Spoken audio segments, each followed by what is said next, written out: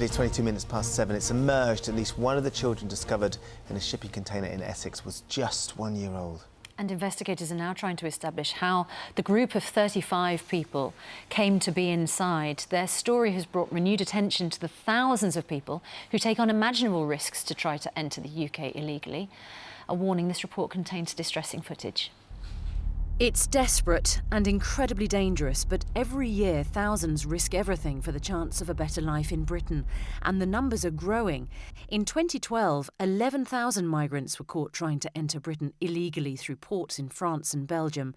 Last year, it was 18,000. But for many, a journey that starts with so much hope ends in failure, and this time in tragedy. It was the sound of screaming and banging that alerted authorities to the 35 men, women and even children trapped in this container.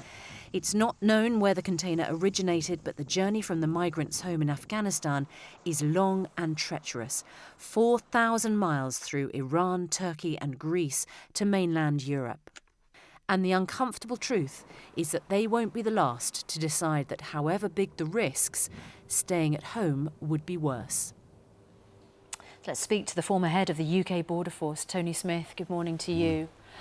Very, very distressing being in this container, and very distressing for those who opened it up and found this group inside as well. Indeed, it's a miserable business, really. You know, these people were very wide age range coming in, young people, old people, all concealed in a container. I think the point to make, it's very unusual for humans to be smuggled in containers. The Border Force do target containers.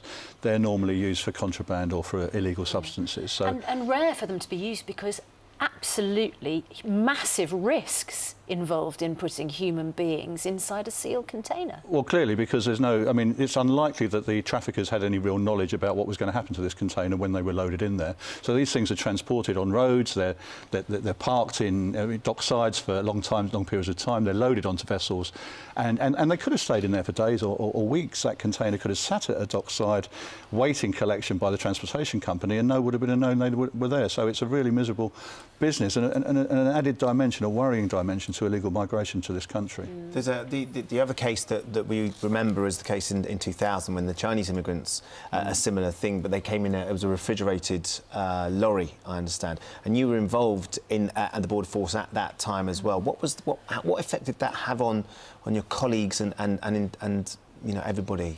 Well, I worked in the Border Force in its various manifestations for over 40 years and saw a lot of really horrific incidents, but that one really did, you know, take the biscuit, because, if you imagine what it must be like to open a container and find, dead bodies inside when you're not expecting that to happen.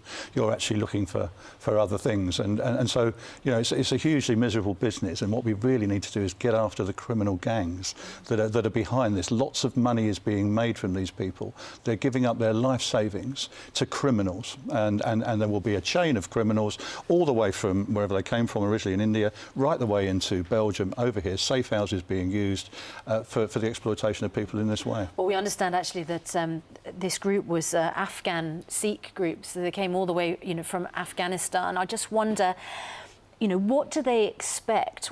What do you understand, having worked in this area, about what they are told about this journey and how they're going to travel? Because this is a desperate way and so potentially risky.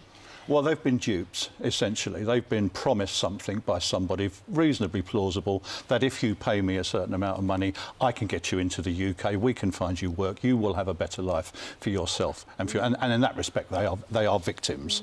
I think they know that this isn't the proper route into the UK, that normally you would go and apply for a permit or a visa to come into this country, but they believe that this is a pucker organisation that's bringing them through. It's massive fraud. And it's a perilous journey, and lots of lives are lost along the way. That's why it's really important to target the human smugglers behind it. Yeah. Tony, one more question. What happens to them now? Well, they'll be processed by the Border Force. I mean, the first responders have done really well, haven't they? The police and that's the first thing. Make sure they're well, they're healthy, they're fit. They won't be interviewed until we're satisfied that they're fit and well enough to be interviewed. But we're trying to piece together a jigsaw here, which is, firstly, how did this container get to where it got to? That can be tracked, so there are systems available to track that. And the second thing is that people will be asked about their circumstance, about how they came into Europe, what they want to do now, do they want to stay in this country? If they do want to stay in this country, then obviously that application will be processed. It doesn't follow they will be allowed to stay in this country. It's illegal entry, so they're liable to removal, but there's a lot of work to be done before that's determined, I think. Tony Smith, former head of the UK Border Force, thanks so much for your time this morning. OK.